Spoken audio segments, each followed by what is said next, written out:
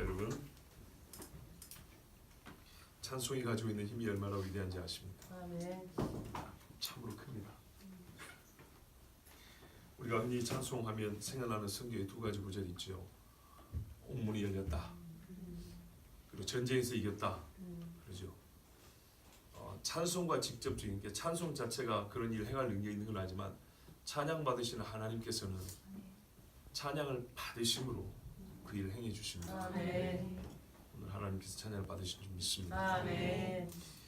우리가 부활을 생각할 때 우리의 어법은 이렇게 어법이란 우리의 말은 긍정의 언어를 쓰기 마련입니다. 죽음은 모든 것을 다 부정으로 만들어 버리고 없는 것으로 만들어 버리죠. 가장 좋은 것도 가장 악한 것보다 더 나쁘게 만들어 버리는 것이 죽음입니다. 그러면 부활은 우리에게 있어서 지금부터 우리의 언어가 완전히 긍정으로 바뀌어야 되고 아멘. 우리의 생각이 완전히 밝아져야 하고 우리의 육체나 우리의 심령의 힘이 더 강해진다. 아멘. 이렇게 말하는 것이 맞지요. 그런데 우리가 오늘 성경에서 읽는 말씀은 부활 가운데 부정의 언어가 계속 이어져 쓰여진 것을 보게 됩니다. 하나님께서는 우리에게 부활되어야 하는데 그렇지 못한 참으로 이 안타까운 현실을 우리로 하여금 직시하게 하고 우리가 이를 넘어서게 하시려고 이 말씀을 주신 줄로 믿습니다. 아멘. 오늘 새벽에 우리는 짧지만은 정말 부활의 강력한 사람의 언어로 말하면 긍정의 언어를 들었습니다. 근데 이 시간에 우리는 부정의 언어를 듣습니다. 그러나 여러분, 부정의 언어를 듣는다는 것이 곧 이와 같이 부정이 되라는 얘기가 아니고 이것은 우리 주님이 꾸짖으신 부정입니다. 이와 같은 부정이 없기를 바라요. 주께서는 이 밝고 오묘한 하나님의 능력이 나타나는 부활의 이 새벽에 그리고 부활의 저녁에 하루 종일 주께서는 부정과 부정으로 부활을 즐거워하지 못하고 부활을 깨닫지도 못하고 부활하신 주님을 만나지도 못한 자들이 부활의 그날 말이죠. 세상 그 누구보다 부활한 주님을 찬송하고 이전에 써보지 못했던 내가 말해보지 못했던 최상급의 표현을 하나님을 찬양하고 아멘. 최고의 긍정의 언어로 주를 높여야 돼. 일생 중에 좋다라는 것도 아주 좋은 거 있죠. 우리가 살면서 좋은 게 너무 좋을 때는 억수로 좋아 이런 말 쓰고 무진장 좋아 이런 말 쓰죠. 이런 표현들이 부족할 정도로 정말 우리의 인간의 언어가 부족하다는 것을 한스러워할 정도로 너무 좋다는 것을 표현해야 될 그 날에 엄밀히 말하면 단 한 번도 좋다라는 말을 못하고 기쁘고 또 기쁘고 또 기쁘다라고 하루 종일 기쁘다는 소리를 연발해도 부족할 이날에 기쁘다 소리 한 번도 하지 못하고 즐겁도다 이날 하루 종일 찬송을 해도 배고픈 것도 잊어야 될 이날에 제자들 입장에서 생각을 해보세요. 그런데 즐겁다는 말 한마디도 못하는 이 안타까운 현실을 우리가 지금 읽었습니다. 이게 부활의 날이 있었던 정말 부활의 은혜가 이 땅에 발생을 했는데도 불구하고 뭔 일을 하는지 알지 못할 때 인간들이 보내는 부활주일입니다. 예수님이 이 땅에 육체를 입고 오셨는데 천사가 와서 알려줄 때 기껏 몇 사람, 목동 몇 사람 외에 저 멀리 이방 땅에서 온 동방 사람 몇 명 외에는 유대인의 왕이 나신 줄을 모르고 도대체 이 인간들은 소동할 뿐 안 와도 되는데 왜 왔냐는 식이죠. 왜 하필 이때 와가지고 이런 식으로 유대 사람들은 아무도 극단적인 표현이지만은 엘리야가 그랬잖아요. 나 외에는 남은 자가 없다고. 7,000명 남겨줘봐야 엘리야 눈에 보이도 안 해요. 그 정도로 아무도 없다고 할 정도로 예수님이 이 땅에 오셨을 때 아무도 즐거워하는 이가 없었어요. 꼭 그렇더라고요. 예수님이 이 땅에 오셨을 때 처음 오실 때 아무도 즐거워하는 이가 없고 부활하셨을 때 마땅히 즐거워야 될 내 백성과 내 제자들이 즐거워하지 못하고 다시 오실 때 마땅히 주 예수여 오시옵소서라고 해야 되는 사람이 전 세계 모든 만민이 되어야 되는데 실제로는 적은 무리예요. 허다한 셀 수 없는 무리가 구원을 받지만 지금까지 이 땅에 살아왔고 살아갈 사람들 전체 인구에 비하면 극히 적은 수만이에요. 주 예수님의 다시 오심을 즐거워하고 마라나타 찬송하고 주님을 만든다는 얘기입니다. 한마디로 우리는 이 전체 사건을 통해서 알 수 있는 것은 예수 그리스도와 관련하여 이 세상은 기뻐하지 않는다는 겁니다. 이 세상은 받아들이지 않는다는 거예요. 이 세상은 어떻게 해요? 즐거워하지 않습니다. 주를 원하지 않아요. 이 참담하고 슬픈 현실을 오늘 우리는 마주하면서 한편으로는 이런 세상 속에서 이 세대에서 내가 예수 그리스도 구원을 받고 부활하신 주님을 믿게 되니 얼마나 감사합니다. 아멘. 이 자체로 지극히 감사한 일이고, 아멘. 그러나 한편으로서는 이 세대 사람들이 아직도 수많은 교회가 있고 믿는다, 믿노라 하는 사람이 많이 있지만은 여전히 예수 부활을 전하지 아니하며 실제로 믿지 아니하는 자가 부지기수로 있다는 것에 대하여 우리는 정말 통곡하며 아파하면서 이 부활주의를 보내야 합니다. 아멘. 나 개인으로는 기뻐하나 이와 같이 기뻐하지 못하는 자칭 예수님께 복음을 들었던 제자라고 불렸던 사람들조차도 이 하루를 기뻐하지 못하며 우리는 함께 슬퍼할 수 있고, 그래서 기도하는 하루가 되길 바랍니다. 아멘. 천사가 두 마디 전했다 그랬습니다. 하나는 예수님 살아나셨다. 아멘. 그가 누우셨던 곳에서 그가 죽은 자로서 누가 눕히셨고 세마포로 둘러쌌지만은 이제는 아무도 예수 그리스도를 손대지 아니하고 이렇게 세우시지 않았지만 예수님이 친히 일어나셨다. 아멘. 그가 죽고 누우신 곳에서 일어나셨다고 말을 했고요. 아멘. 두 번째는 이 살아나신 예수님을 만날 장소를 정해줬습니다. 한마디로 약속 장소를 정해준 겁니다. 예수님이 죽으실 때는 갈보리, 골고다, 겟세마네 이렇게 불리는 예수님의 십자가 세워진 곳에서 예수님이 죽으셨고, 그죠? 홍전사님 그 중국 신학생들한테 예수님이 어디서 죽었냐고 물어봤죠. 그때 전도사님이 엄청 놀랬죠. 뭐라고 대답해서 놀랬죠? 예수님하고 어느 때 제일 친하냐고. 이게 뭐라고 그랬어요? 겟세마네라고. 그래요, 겟세마네라고. 중국 신학생들이 예수님하고 가장 친하게 만나는 곳이 어디냐, 뭐 하여튼 그런 의미의 질문이었죠. 그랬더니 이 친구들이 대번에 겟세마네를 했대요. 십자가를 했대요. 아멘. 대단하죠. 그러면 그 가장 친한 주님과 함께 능력으로 살아가려면 어디서 주님 만나야 된다고요? 무덤. 그거는 감격이고요. 이제 능력을 받으려면 어디로 가야 되냐면 갈릴리로 가야 돼요. 갈릴리로. 자, 이게 너무 중요하기 때문에 천사가 두 마디 했습니다. 예수님이 이 땅에 처음 오셨을 때도 천사를 통하여 우리에게 말씀해 주신 것처럼 이번에도 주님 부활한 사건을 진짜 부활한 주님으로 만나게 하기 위해서 이제는 부활한 주님으로 주님과 이 땅을 살아가는 자가 되게 하기 위해서 주님이 주님을 만날 장소를 정해주셨는데 거기는 베들레헴이 아니고 갈릴리였습니다. 자, 그래서 이렇게 말합니다. 너희가 가서 제자들과 베드로에게 이르기를 예수께서 너희보다 먼저 갈릴리로 가시나니 전에 너희에게 말씀하신 대로 너희가 거기서 배우리라 하라 이르고 천사는 갑니다. 이게 그러니까요, 죽으셨던 곳에서 이렇게 누우셨던 곳에서 일어나셨다와 마찬가지로 이게 그만큼 중요한 말씀이었던 거예요. 그러니까 예수님이 없다라는 것으로 부활을 확증할 수는 있을지 몰라도 부활한 주님의 능력을 입으려면 주님을 진짜 이제 부활한 주님과 함께하기 위해서는 어디로 가라 그러냐면 갈릴리로 가라 그랬어요. 이게 참 중요합니다. 여러분, 제가 제일 고민이 있어요. 왜 갈릴리로 가라 그랬을까요? 예수님이 거기서 제자들을 만나 주시려고 그런 건가요? 그렇습니까? 그러니까 무슨 말이냐면 부활한 육체를 제자들에게 처음으로 갈릴리에서 보여주시려고 갈릴리로 가라 그러냔 말입니다. 그렇습니까? 그건 아니었어요. 예루살렘에서 예수님이 두 번 보여줬고요. 엠마오 마을로 가는 제자에게는 또 한 번 따로 보여주셨죠.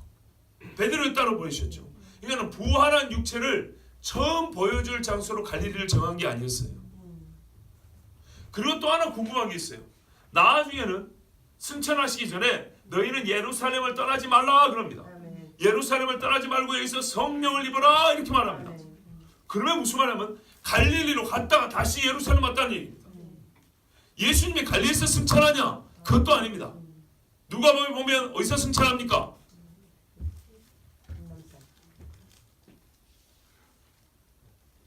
우리 신학생 아람자매님, 예수님 어디서 승천하시죠? 모르겠어요? 참 순진해요. 부끄러운 표시도 안 돼 그냥 어린아이처럼. 좋아요. 순진한 모습으로 순수하게 쓰게 내 가르쳐줄게. 승천할 때는요 배단입니다. 다시 오실 때는 감람산 위에 선다 그랬습니다. 그럼 보세요. 루트가 어떻게 되는가? 예루살렘에서 부활하시고 갈릴리에서 제자들을 거기서 가르치십니다. 그 가르치시면서 다시 예루살렘으로 옵니다. 그리고 요단강가에 베다니 아시죠? 네, 베다니 오셔서 승천합니다. 그 다음에 중요한 거예요. 예루살렘에 예수님 들어갔습니까? 안 들어갔습니까? 다시 안 들어갔죠. 왜? 너희가 주의 이름으로 오시는 이여 호산나 할 때까지 나를 못 본다 그랬죠. 예수님 예루살렘 안 들어갑니다. 그런데요, 재림할 땐 예수님 어디로 온다 그랬어요? 감람산, 예루살렘 감람산. 할렐루야. 아멘. 예, 이 루트입니다. 예수님이 갈릴리에서 제자들을 보자 합니다. 그러니까 그러면 갈릴리가 뭐가 그리 중요하냐? 복음의 증거는 예루살렘부터 하라고 했어요. 갈릴리에서부터 복음을 증거하라고 한 게 아니에요. 뭐냐면 이 복음이 예루살렘과 유대와 사마리아와, 그죠? 성령의 능력도 예루살렘에서 능력을 입습니다. 그러면 왜 도대체 예수님이 갈릴리로 오라고 했을까요? 우리 복음서가에도 갈릴리 마을 그 숲속에서 이렇게 부른다고요. 산이에요, 산. 마태복음에 보면 말하면 예수께서 정하신 산에 이르렀다고 돼 있어요. 그리고 복음서마다 갈릴리로 먼저 주께서 가신다. 여기 보면 마가복음에도 14장에 보면 내가 부활한 후에 갈릴리에서 너희를 만나리라 이렇게 미리 말씀하고 계세요. 그래서 지금 천사가 그 약속을 상기시켜 준 거예요. 예수님이 죽기 전에 하신 말씀이 죽음 후에 있을 여러 가지를 말씀하셨는데, 죽음 후에 하실 일 중에 이 땅에서 승천하기 전에 이 땅에서 하실 일을 두 가지 말씀하셨어요. 그것은 말 그대로 부활이고 또 하나는 갈릴리에서 너희를 만나리라는 것이었어요. 그러니까 어떤 의미에서 이 제자들이 믿음으로 갈릴리로 갔으면 예루살렘에서 안 만나도 됩니다. 그냥 예수님이 십자가에 못 박힌 거 딱 보고 자 갈릴리로 가자. 거기 가면 주님 본다. 이건 엄청난 믿음이죠. 그러면 됐을 걸. 이 인간들이 안 가고 어떻게 해요? 3일 내내 운이라고. 그리고 여인들이 와서 해주는 말을 안 믿고요. 성경에 보면 허탄한 듯 들려. 이렇게까지 표현했어요. 그 믿지 아니하고 슬퍼하기만 했다고 그랬습니다. 또 유대인들은 두려워했어요. 두려워하여 쉽게 움직이기도 힘들었고 슬퍼하여 서로 위로하고 슬퍼하느라 시간을 다 보냈어요. 부활을 맞을 준비를 하지 않았어요. 그러니까 예수님 말씀대로 뭐냐면 죽은 후에 내가 3일 만에 살아나니 무덤에 와서 나 봐. 이렇게 말한 적이 없다고요. 너희는 죽은 걸 봤으면 당장 갈릴리 와서 기다리면 되는 거예요. 거기서 나를 만나면 되는 거예요. 그런데 제자들 그렇게 하지 않았어요. 자, 그래서 천사들을 통하여 예수님께 향품을 넣어주려 온 여인들에게 말씀하신 것이 너희 여기 뭐하고 있냐? 이 여인들은 무덤에 빈 것을 보아서 증인됐지만은 예수님이 이전의 말씀을 다 듣고 보면 제자들에게 말씀한 것은 너희 무덤에 와서 나를 위하여 꺼이꺼이 하라는 얘기가 아니었어요. 왜냐하면 무덤은 부활하신 주님을 만나기 하나의 쓸데없는 곳이 엄밀히 말하면. 그러니까 너희가 할 거는 이미 들을 것을 다 들은 사람들은 갈릴리로 가 있으면 된다는 거였어요. 그런데 이것을 안 했기 때문에 무덤을 찾아와서 부활한 주님을 만난 여인들에게 사실은 주님이 먼저 나타나지 않았어요. 천사를 통했으면 좋겠어요. 그런데 이 여인들도 보면 사복음서마다 우리가 기록된 내용이 조금씩 다르죠. 근데 여러분 사실 이거는요 모순되게 보이는 게 아니에요. 이 말씀에는 여인들이 무서워서 아무 말도 못했다고 돼 있고 다른 말씀 보면 가서 전했다고 돼 있고 그리고 전한 사람의 목록도 나와 있고 뭐 여러 가지 있죠. 마리아는 갔다가 또 오고 그렇죠. 여러분 이게 어려운 이야기 아니에요. 하나의 뭡니까 도움 말만 하나 드릴게요. 여기서 우리 여자 성도님들이 다 예수님의 무덤에 갔다고 생각을 해보세요. 성경에 기록된 여인의 수는 생각보다 많습니다. 이름이 기록되지 않은 여자들이 있어서 수가 우리가 생각하는 서너 명보다 많다고요. 꽤 많은 수가 같습니다. 정말 우리가 생각하는 서너 명 아닙니다. 그보다 왜냐하면 3명, 4명 이름을 기록해놓고 그 외에 여자들 이렇게 해놨어요. 그렇기 때문에 생각보다 많은 사람입니다. 자, 그러면 이 많은 사람을 그냥 어림잡아 한 10명이라고 하자고요. 한 10명이라고 했을 때 10명이 똑같은 믿음을 갖고 있을까요? 10명이 똑같은 성경을 가졌을까요? 아니죠. 뭐라고 있을까요? 어떤 이들은 벌벌 떨고 아무것도 못하는 사람도 있었을 것이고, 그 중에는 아니다 빨리 가서 전하자 하는 사람도 있었을 것입니다. 자, 제자 12명이 예수 부활의 소식을 듣고 믿지 않았지만은 그 중에 2명은 어떻게 했어요? 다름질해서 무덤으로 갔죠. 2명 중에 한 사람은 어떻게 해요? 들어가서 봤죠. 베드로죠. 그 다음에 요한도 빼꼼히 들어왔죠. 보세요. 이런 차이가 있는 것처럼 10명의 여인들이 예수님의 무덤에 가서 천사를 만나고 천사의 말을 들었다면 반응이 제각기인 거예요. 그리고 이럴 수도 있는 거예요. 처음에는 무서워서 벌벌 떠고 있다가 시간이 조금 지나자 우리가 이러고 있을 것이 아니다. 가서 전하자고 마음이 바뀐 사람도 있을 수 있는 거예요. 매우 우리가 상상력이 빈곤해서 그런 거예요. 현실적으로 생각을 해보세요. 아시겠죠? 예. 다시요. 이 말씀을 듣자마자 기뻐서 가자 하고 가는 사람이 있었을 것이며 아니다 하고 주저하는 사람도 있었을 것이고, 또는 이들이 약간의 어떤 서로 신랑이 중에 주저하는 시간도 있었을 거예요. 전체가. 왜? 몇 사람이 벌벌 떨고 있으니까 너무 걱정하지 마. 무서울 게 아니야. 주님이 부활하셨다냐? 부활하셨다고 하지 않아? 이러면서 서로 간의 뜻을 모으는 데 시간이 걸릴 수 있는 것입니다. 자, 그런데요. 마가복음은 유달리 이 여러 사건 중에서 부정적인 것만 위주로 기록을 해놨어요. 우리가 이것을 주목하여 보는 것입니다. 오늘.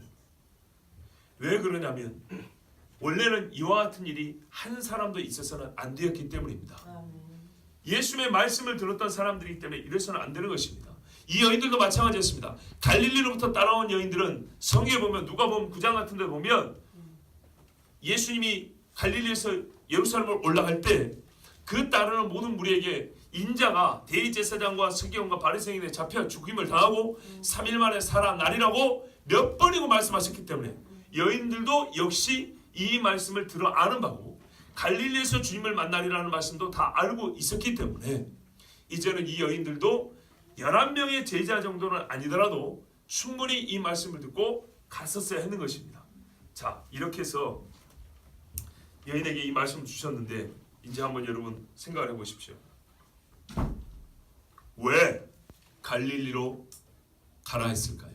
왜 거기서 보자 했을까요? 예? 처음 만났던 11명의 제자 다 거기서 처음 만났나요? 솔직히 말해서 11명의 제자를 갈릴리로 공통적으로 묶을 수 있는 요소가 별로 없습니다. 갈릴리에서 다 부른 게 아닙니다. 그렇죠? 그렇습니다. 예, 갈릴리에서 다 부른 거 아닙니다. 갈릴리에서 왜 만나자고 했을까요? 결국에는 예루살렘에 다시 돌아오게 하실 거면서, 결국에는 예루살렘에서 성령을 받게 하실 거면서 왜 갈릴리로 가라 했을까요? 베드로 한 사람을 위해서요? 싸움 나라고? 예. 그런데 얼추 비슷합니다.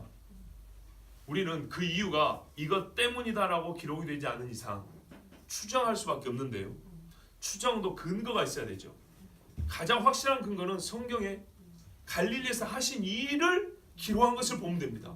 그 일을 하시려고 갈릴리로 가라 했던 겁니다. 뭔 일을 하셨냐면 갈릴리에서 예수님이 하나님 나라를 가르치셨습니다. 사도행전에 이렇게 되어 있죠. 예수께서 부활하신 후에 40일간 하나님의 나라를 그들에게 전파하여 가르치셨다 그랬죠. 그 말은 우리가 다른 깊은 것을 몰라도 알 수 있는 것은 하나님 나라 복음을 회개하라 천국이 가까이 왔다, 하나님 나라 가까이 왔다고 외친 게 갈릴리였죠. 그 말씀을 제자들에게 다시 가르쳐 주기로 주님이 선택하신 장소가 갈릴리였기 때문입니다. 왜 선택했습니까? 여기까지는 지나치게 물고 늘어지면 이제는 이상한 소리가 나오게 됩니다. 그까지는 나는 몰라요. 그런데 분명한 것은 주께서 하나님 나라를 40일 동안 전했다는 것이 확실한 것으로 볼 때 갈릴리가 하나님의 나라를 예수님이 제자들에게 다시 가르쳐 주는데 가장 효과적인 장소였다는 겁니다. 또 하나 갈릴리에서 무엇을 했는가 봤더니 예수님이 경배를 받으셨습니다. 진짜입니다. 마태복음 28절에 보시면 나옵니다. 예수께서 명하시고 이르신 산에 제자들이 이르렀다 했습니다. 갈릴리 그 산에 이르렀다 했습니다. 이 산도 어떤 산인지 여러분 이거는요 함부로 그냥 이 산이다 저 산이다 말하지 마세요. 모릅니다. 예수님과 제자들만의 말하는 것이지 딱 집어서 어떤 산이라고 말한 적이 없습니다. 성경에. 추정을 할 뿐입니다. 그런데 분명한 것은 예수님은 제자들에게 그 산을 가르쳐 준 적이 있습니다. 그 산에 갔습니다. 그 산에 가서 제자들이 예수님께 성경에 기록했다면 처음으로 경배를 합니다. 주께서 경배를 받기 위하여 갈릴리에서 보자고 하셨다고 우리는 그렇게 말할 수밖에 없습니다. 왜요? 주님이 의도하신 말을 뜻하신 말을 이루신단 말이죠. 그러면 갈릴리에서 실제로 일어난 일을 보면 주님이 왜 갈릴리로 가자고 했는지 알 수 있기 때문에 우리는 성경 안에서 저는 정말 성경으로만 얘기하는 겁니다. 성경 안에서 하는 것은 하나님 나라를 증거하시는데 갈릴리가 적합하다고 주님이 정하신 것이고 그죠? 3년 내에 사역도 왜 수많은 사람이 예루살렘 안 하고 저 갈릴리에 사셨느냐 벳세다 가버나움 하셨느냐 그거를 우리가 알 바가 뭐예요? 주님이 그리 정하신 것이에요. 예, 그것처럼 하나님의 나라를 증거하고 또 두 번째는요 경배를 받으시기에 합당한 장소로 갈릴리를 정하신 것입니다. 세 번째는 이겁니다. 제자들이 여러분 할 일에 없어서 고기를 잡았던 게 아닙니다. 그러니까 예수님을 처음 만났다고 상상하시면 안 됩니다. 갈릴리에서 이미 산에서 예수님을 만났죠. 그런데 예수님이 전에는 아침부터 저녁까지 같이 계시고 잠도 같이 주무시고 그랬죠. 그런데 이때는 그러시지 않았던 모양이에요. 같이 계셨다가 잠깐 또 안 보이셨다가 같이 계셨다가 그랬던 모양이에요. 제자들이 그래서 먹으려고 원래 고기를 잘 잡기 때문에 고기 잡으러 물속으로 들어갔어요. 그러고 나서 물속으로 들어간 게 아니죠. 배를 타고 들어갔어요. 그런데 고기가 잘 안 잡혔죠. 저기 바닷가에서 아침에 저 배 오른편으로 던져보시오 이런 말을 들었어요. 그런데 누굽니까? 아마 요한으로 보는데 요한이 선생님이다 그러니까는 베드로가 헤엄을 치는데 예의를 갖추려고 벗었던 옷을 입고 수영을 하죠. 이거 참 힘든 일인데요. 이래가지고 베드로는 주님 앞에 나오고 다른 제자들은 고기를 잡아옵니다. 그런데 사실 가만 보면 이게 첫 만남이 아닙니다. 매우 익숙한 겁니다. 그래서 그냥 다른 거 없어요. 뭐 만져보라 뭐 이런 거 없고요. 먹어라 그럽니다. 자 이렇게 해가지고 제자들을 함께 여기서 식사를 하십니다. 그러면서 제자 베드로에게 잘 아시는 대로 사명을 새롭게 해주시죠. 베드로뿐이겠습니까? 다른 제자들도 마찬가지입니다. 기록은 베드로에게만 되어 있습니다. 그런데 여기에 단서가 있습니다. 이 사람은 어떻게 됩니까? 했더니 저를 내가 어떻게 하는 것은 네가 상관할 바가 아니다. 아무것도 안 한다는 게 아니라 저에게 주는 나의 사명이 있다는 것이죠. 그래서 우리는 이 세 가지를 압니다. 성경을 통해서 뭐예요? 주께서 경배 받으시고 하나님 나라를 가르치시고 그리고 사명을 그들에게 새로 부여하시는데 갈릴리를 주님이 택하신 것입니다. 그런데 이거를 조금 확장시키면 이렇습니다. 여기서 우리가 복음의 운동 방향을 알 수 있습니다. 의외로 자기 백성에 있는 그곳에서부터 시작하자. 이걸 좀 확장해보면 세계적으로 확장을 하면 예수께서 죽으시고 부활하신 곳이 바로 예루살렘이지만 복음은 예루살렘으로부터 시작되기는 했죠. 그런데요 이 복음이 가장 부활의 복음이 시작되어 예루살렘으로 들어오게 됐다는 것을 우리가 알게 됩니다. 이방이라고 여기했던 갈릴리에서부터 시작되어서 이렇게 들어와서 예루살렘으로부터 다시 선포됐지만은 이 패턴이 다시 반복되어 예루살렘에서는 이 주님의 복음이 다시 잊혀지고 세계 만방에서 이방에서 예수님의 복음이 증거되어 다시 예루살렘에 들어오죠. 그죠? 베다니는 예루살렘 오른쪽이죠. 우리가 이 복음의 방향성 앞으로 이 복음 증거의 방향성을 보게 되는 그런 통찰도 얻습니다. 그러나 그것을 우리가 추가로 얻는 것이고 안타까운 것은 무엇이냐면 이 갈릴리로 가야 된다는 것을 사람들이 그 가치를 알지 못하고 수행하지 않았다는 것입니다. 그래서 예수님께서는 천사들 통하여 갈릴리로 가라. 거기서 너를 배울 것이다. 주님이 먼저 거기 가 계신다 그랬어요. 근데 이 먼저 말 때문에 사람들이 모순을 느끼는 겁니다. 부활하셔서 처음 만남이 갈릴리야 되는데 왜 예루살렘에서 처음 만나셨는가? 여러분, 이 먼저라는 것은 처음이 아니고요, 갈릴리에 가 계시는 것을 누가 먼저 하냐는 거예요. 여기서 몇 번을 만났더라도 이제 갈릴리로 출발했을 때 가보니까 예수님이 먼저 계시더라는 거예요. 예, 그렇게 이해하시면 모순이라고 보지 않습니다. 자, 이제 여자들이 몹시 놀랐습니다. 무서웠습니다. 아까 말씀드린 대로. 그래서 말도 못했습니다. 어떤 이는 때가 되어 말했지만 어떤 이는 말을 못했습니다. 그리고 이 중에 이 말을 못하고 있는 여인들 앞에 예수님께서 막달라 마리아에 나타나셨습니다. 이 여인에게 이 모든 일, 내가 부활했다, 그리고 제자들이 가서 일러라, 이 말씀을 하셨습니다. 누가 보면 잘 나와 있습니다. 그래서 막달라 마리아가 예수님이 살아났다, 그리고 내가 만났다, 이것을 제자들에게 증거했습니다. 그런데 어떻게 해요? 듣고도 믿지 아니하니라 했습니다. 안 믿었습니다. 그리고 두 사람 이야기 역시 누가 보면 나와 있습니다. 이 사람들은 12제자가 아닌 또 다른 제자들, 그 중에 한 사람은 글로바라 했기 때문에 이 사람들이 엠마오로 가고 있었습니다. 그런데 예수님이 다른 모양으로 나타나셨습니다. 그리고 그들의 말씀을 가르쳐 주셨습니다. 뭐라면 이 일이 있은 지 3일째라 그랬습니다. 죽으신 지 예수님이 3일째인데 어떤 여인들이 와서 하는 말이 그가 죽은 가운데서 살아났다고 하더라. 그런데 어떻게 해요? 그 말을 들은 날 못 믿고 슬퍼하며 집으로 가는 중이었습니다. 뭐 집이 엠마오인지 하지만 하여튼 예루살렘을 따라가는 중이었습니다. 그런데 이 사람들이 어떻게 했다고 했습니까? 예수님을 만나고 돌아가서 제자들에게 알렸으나 믿지 아니하더라 그랬습니다. 믿지 아니하더라. 전하지 아니하더라. 보세요. 분명히 여자들이 가서 전했습니다. 전했는데 이들의 어느 순간에는 전하지 않은 때가 있었던 거죠. 잘 보세요. 8절입니다. 이들이 전하지 않았다고 했습니다. 말을 못했다고. 그런데 다른 복음서는 말을 했다고 되어 있죠. 그러니까 말을 못할 때가 있었고 말을 할 때가 있었던 겁니다. 그런데 제가 지금 말씀드린 게 뭐라고요? 마가복음은 말을 못할 때를 지금 기록해 놨다고요.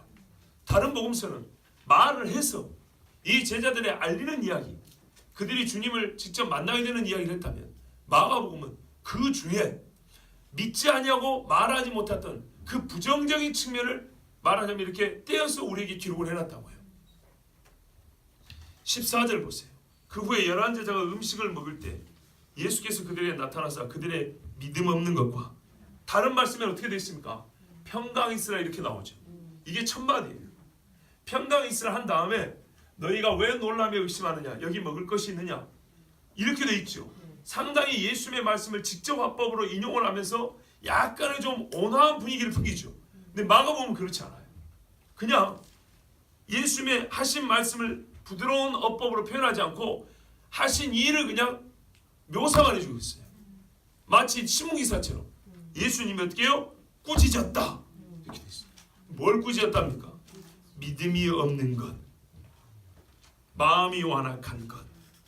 믿음이 없고 마음이 완악한 것이 어떻게 해서 무엇을 근거로 이렇게 하냐 했더니 이는 자기가 살아난 것을 본 자들의 말을 믿지 아니함이로라 했어요. 예수님이 살아났다고 보고 와서 증언한 사람들의 말을 믿지 아니함으로 주께서 그들을 꾸짖으셨어요. 믿음이 없는 것과 마음이 완악하다. 성경에 보면 믿음이 없는 것과 마음이 완악한 것은 항상 같이 갑니다. 믿음, 소망, 사랑이 항상 함께 있는 것처럼 불신과 거역과 완악함은 항상 함께 갑니다. 이 성질이 비슷비슷한 것들이에요. 그러면 여러분, 이 제자들이 말이죠, 왜 완악하다고 예수님이 말씀하셨을까요? 무덤에 가보기라도 해야 될 거 아닙니까? 그러면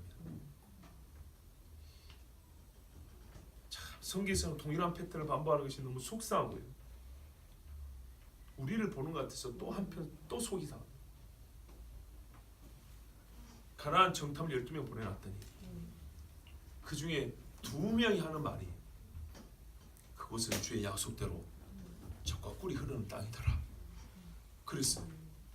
그런데 예수님이 12제자 중에 말하자면 두 사람만이, 그것도 믿은 것도 아니고 두 사람만이 여자들이 하는 말을 듣고 확인이라도 해보겠다고 무덤에 가서 보고한 거 아닙니까? 유다를 포함해서 10명은 어떻게 해요? 예수님을 배신하고 믿지 않았죠. 아예 무덤에 가볼 생각도 하지 않았죠. 예, 여러분, 저 오늘 이 한 가지만 전하려고 합니다. 마르다야, 괜찮다. 한 가지만이라도 좀 가니라.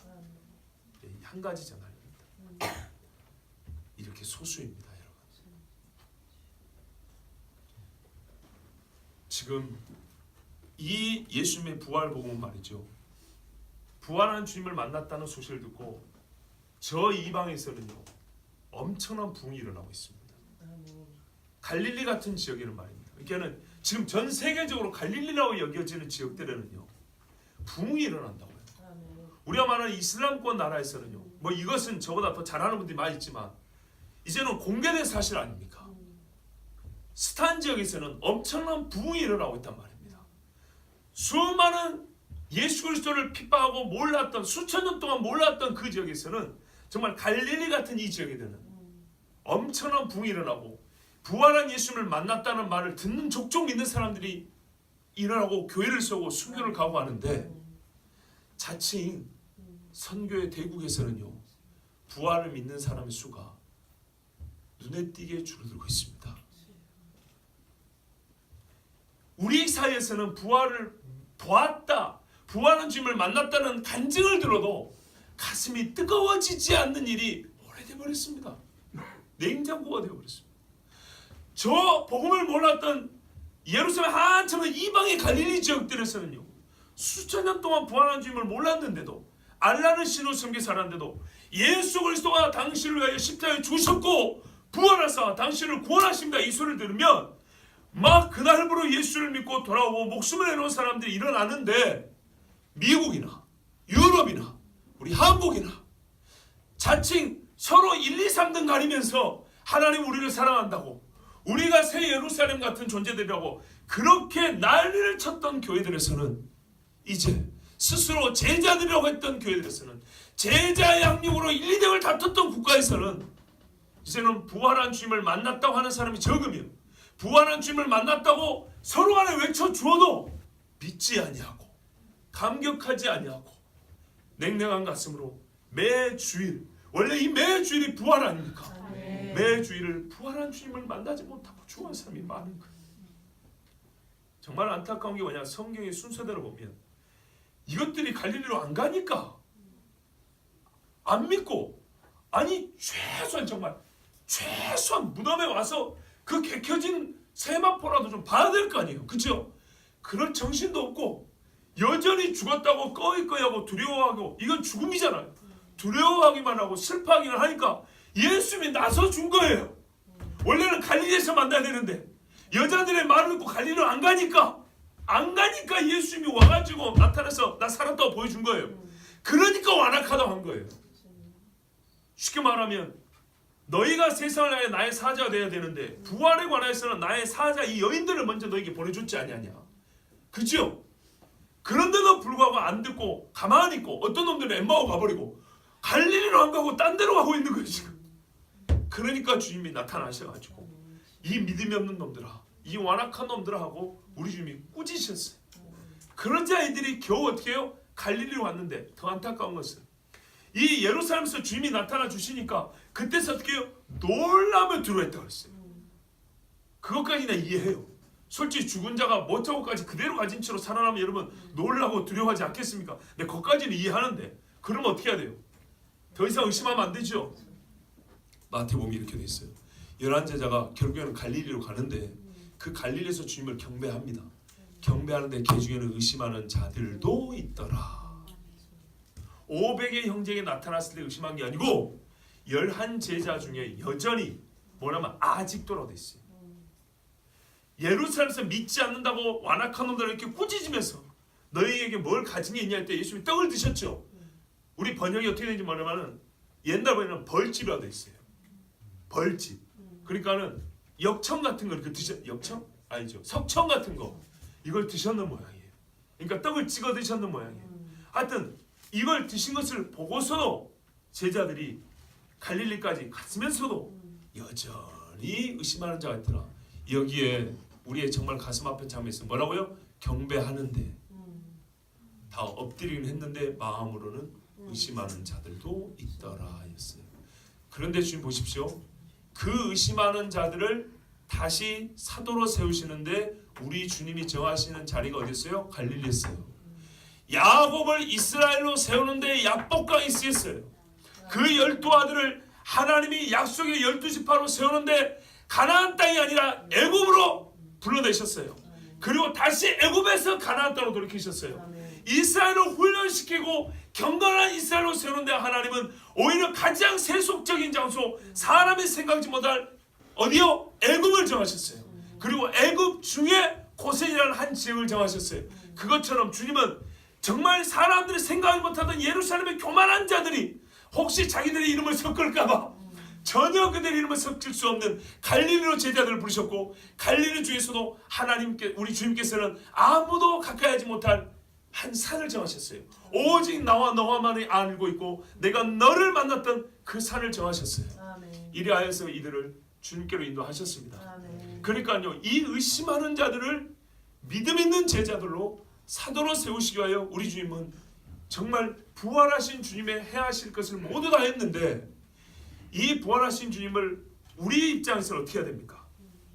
보지 않아도 믿었어야 됐고, 십자가를 본 다음에는 바로 갈릴리로 가야 되는데 그러지도 아니하고, 여인들이 와서 한 말을 들었으면 최소한 무덤에라도 가봐야 되는데 무덤을 찾을 열심도 없고, 그리고 여자들이 와서 말했으면은 믿고 다시 갈릴리로 가야 되는데 나는 집에 간다고 엠마오로 가버리고, 나는 무서워서 어디 못 가겠다고 앉아있고, 여전히 나는 죽은 주님을 알 뿐 살아난 주님을 모른다고 하면서 계속 슬퍼하고 있고, 이러고 주님이 하도 답답해서 나타나서 왜 믿음이 없냐고 이 완악한 놈들하고 이렇게 말씀하셨는데, 그리고 갈릴리로 거의 내쫓다시피 해서 갈릴리로 갔는데, 가서 주님 앞에 그 산에 이르러 주님을 내가 만났고 주님을 경배하고 주님의 말씀했던 그 산에 이르러 주님 앞에 예전처럼 엎드리긴 했으나 어떻게 해요? 입술로는 경배한다 했으나 이사야가 잘 말하였도다. 그죠? 내 마음은 내게서 멀도다. 그들 중에 아직도 의심하는 자가 있더라. 여러분, 이게 오늘 우리를 보는 거예요. 우리를 보는 거.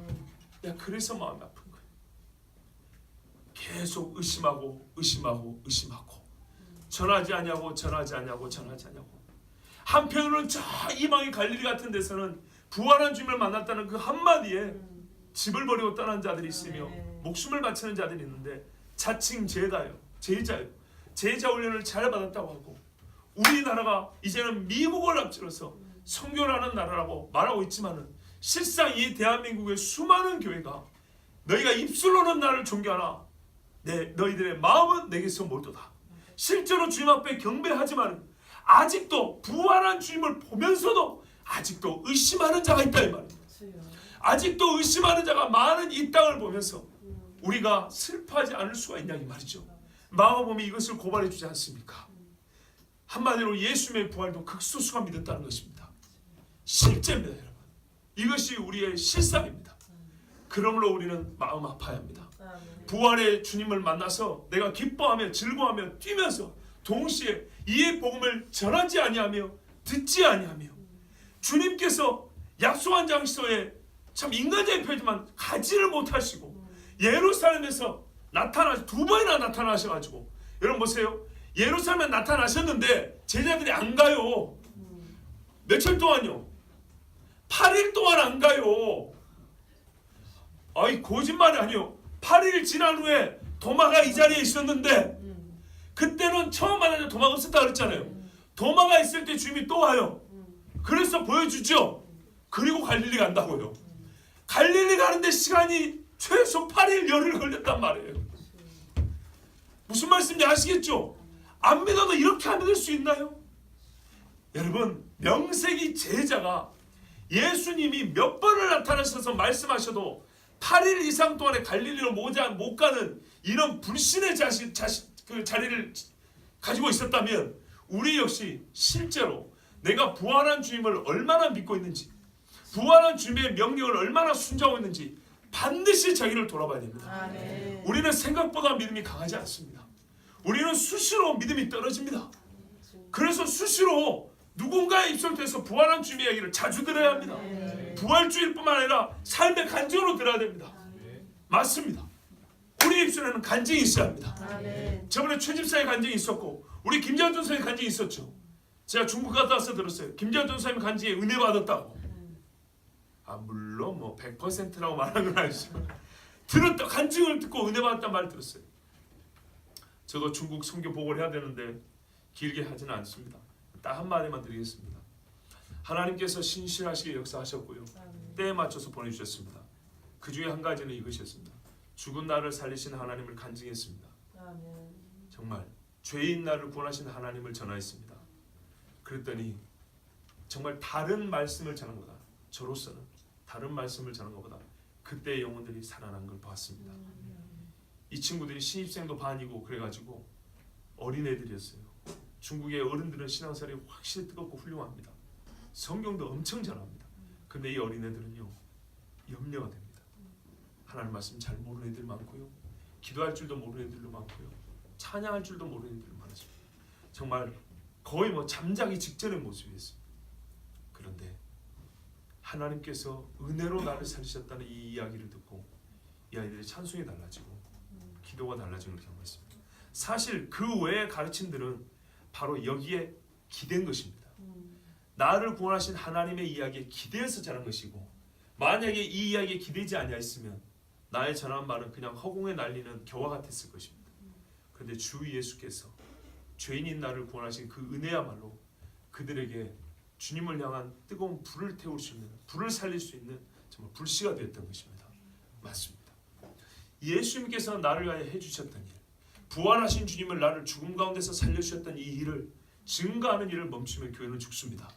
그리고 이 믿음이 약해질 것 같으면 반드시 항상 이 믿음을 새롭게 해달라고 주님 앞에 기도해야 됩니다. 아멘. 그런데 실제로 안타까운 것은 우리가 실제로 보는 많은 이 땅에 많은 자칭 제자라고 하는 자들이 예수의 부활을 믿지 않는다는 것입니다.